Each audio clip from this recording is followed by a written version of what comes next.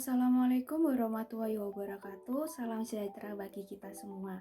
Yang terhormat Ibu Lohana Juaria SEMSI selaku dosen pengampu pada mata kuliah Hubungan Industrial, dan yang kami banggakan teman-teman satu offering.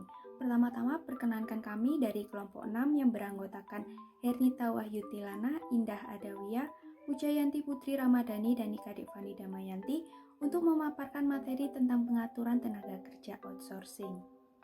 Dalam pemaparan materi terdapat beberapa topik pembahasan, yaitu definisi dari outsourcing, definisi tenaga kerja outsourcing, sistem dalam pengaturan outsourcing, kelebihan dan kekurangan dari penerapan outsourcing, perjanjian dalam outsourcing, dan yang terakhir terkait dengan studi kasus tentang outsourcing khususnya yang ada di Indonesia. Pada pembahasan pertama, yaitu terkait dengan definisi outsourcing dan definisi dari tenaga kerja outsourcing. Dapat diketahui jika pada dasarnya outsourcing merupakan salah satu istilah yang cukup familiar di kalangan masyarakat Indonesia. Terdapat beberapa pendapat dari para ahli terkait dengan definisi outsourcing. Salah satunya yaitu menurut Brown dan Wilson yang berpendapat jika outsourcing adalah sebuah tindakan memperoleh layanan atas suatu pekerjaan tertentu yang berasal dari pihak luar. Dalam pengertian umum, outsourcing merupakan tindakan pemanfaatan tenaga kerja dari perusahaan penyedia atau pengerah tenaga kerja untuk memproduksi atau melaksanakan suatu pekerjaan pada perusahaan pengguna jasa outsourcing. Sedangkan apabila merujuk pada Undang-Undang Nomor 13 Tahun 2003 tentang Ketenagakerjaan, outsourcing dikenal sebagai penyedia jasa tenaga kerja. Dari beberapa pendapat tersebut dapat disimpulkan jika definisi dari outsourcing merupakan suatu kegiatan penyerahan aktivitas perusahaan kepada pihak luar atau penyedia jasa yang tercantum dalam perjanjian kontrak. Selanjutnya terkait dengan definisi tenaga kerja outsourcing. Pekerja outsourcing adalah setiap orang yang bekerja pada perusahaan penyedia tenaga outsourcing dengan menerima upah atau imbalan yang kemudian oleh perusahaan penyedia tenaga outsourcing tersebut dialihkan kepada perusahaan pemberi kerja. Menurut Undang-Undang Nomor 3 Pasal 4 Tahun 2003 tentang Ketenagakerjaan menyatakan bahwa tenaga kerja outsourcing boleh digunakan untuk melaksanakan sebagian pekerjaan di sebuah perusahaan dengan perjanjian tertulis antara perusahaan pengguna jasa outsourcing dan perusahaan penyedia jasa outsourcing. Hal tersebut dikarenakan tenaga kerja outsourcing adalah tenaga kerja yang berada di bawah perusahaan yang berbeda dengan perusahaan tempat bekerja, sehingga status dari tenaga kerja outsourcing berada di bawah perusahaan yang mempekerjakannya, bukan perusahaan di mana ia bertugas. Kepada pembahasan kedua, yaitu sistem dalam pengaturan outsourcing. Sebelum membahas secara detail terkait dengan sistem dalam pengaturan outsourcing, maka kita perlu mengetahui terkait dengan pihak-pihak yang terlibat dalam proses operasional kegiatan outsourcing. Pada dasarnya, pelaksanaan outsourcing melibatkan 3 pihak. Yang pertama yaitu perusahaan tenaga kerja penyedia outsourcing, perusahaan pengguna tenaga kerja outsourcing, dan tenaga kerja outsourcing itu sendiri. Sehingga dengan adanya 3 pihak tersebut diperlukan suatu regulasi agar pihak-pihak yang terlibat tidak ada yang dirugikan, khususnya tenaga kerja outsourcing, dan sebagai upaya dalam meminimalisir terjadinya berbagai resiko yang mungkin terjadi pada kegiatan operasional outsourcing. Selanjutnya akan dijelaskan oleh rekan saya. Baik, selanjutnya saya akan menjelaskan mengenai dasar pelaksanaan outsourcing. Ini diatur dalam perjanjian kerjasama menurut pasal 64 Undang-Undang Nomor 13 Tahun 2003. Ini berisi tentang outsourcing dapat terlaksana apabila sudah ditandatangani suatu perjanjian antara pengguna jasa tenaga kerja dan penyedia jasa tenaga kerja.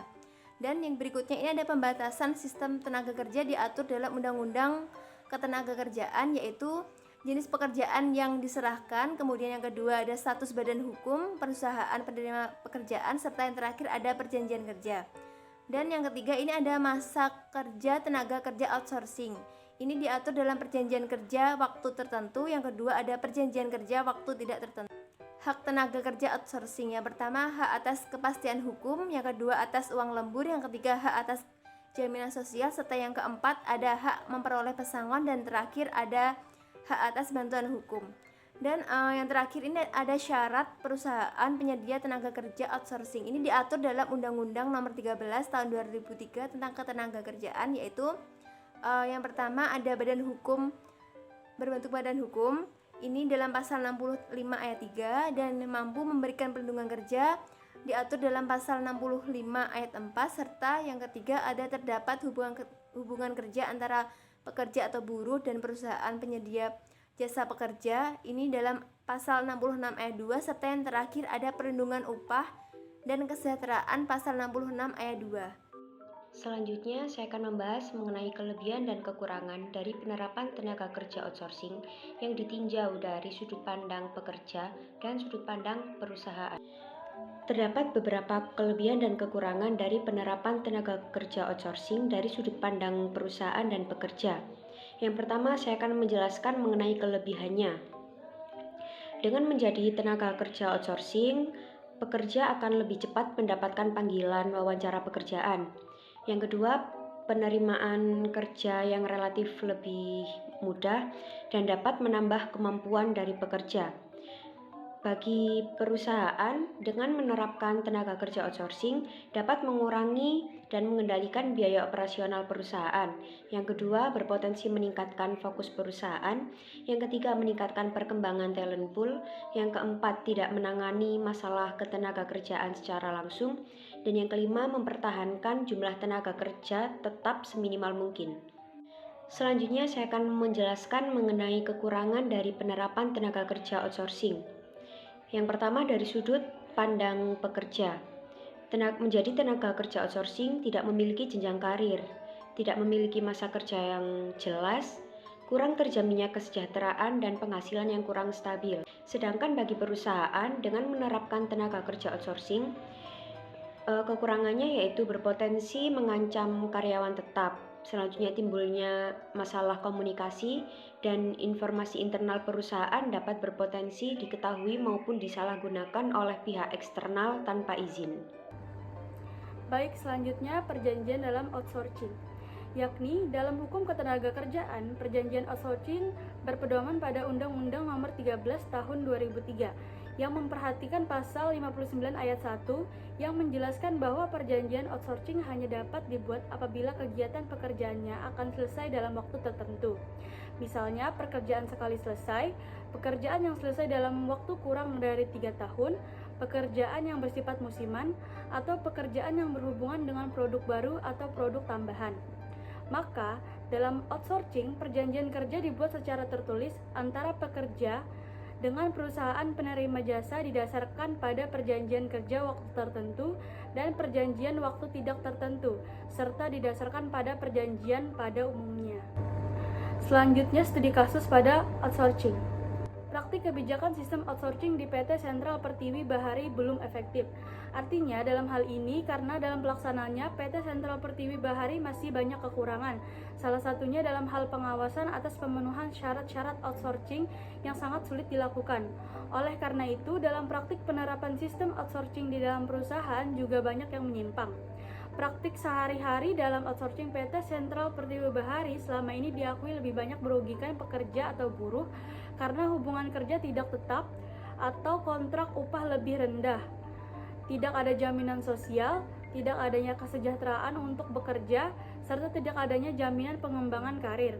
Selain itu, perjanjian kontrak yang disepakati kedua belah pihak banyak dilanggar oleh perusahaan. Selain itu, pembayaran upah mereka juga sering kali merasakan adanya diskriminasi seperti perbedaan perlakuan antara pegawai tetap dengan pegawai outsourcing, serta adanya ketidakadilan yang dirasakan oleh pegawai outsourcing itu sendiri.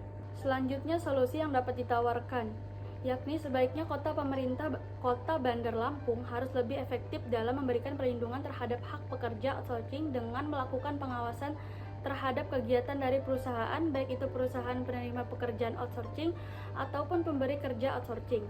Lalu dalam upaya mensejahterakan karyawan outsourcing, usaha yang dapat dilakukan oleh PT Sentral Pertiwi yaitu berupa pemberian upah yang adil, bonus, jaminan sosial, dan uang lembur yang layak. Sanksi dalam hukum. Sebenarnya tidak ada sanksi pidana secara spesifik bagi perusahaan penyedia jasa, pekerja atau buruh maupun perusahaan pemberi kerja yang melanggar praktik outsourcing sesuai pasal 66 Undang-Undang Ketenagakerjaan.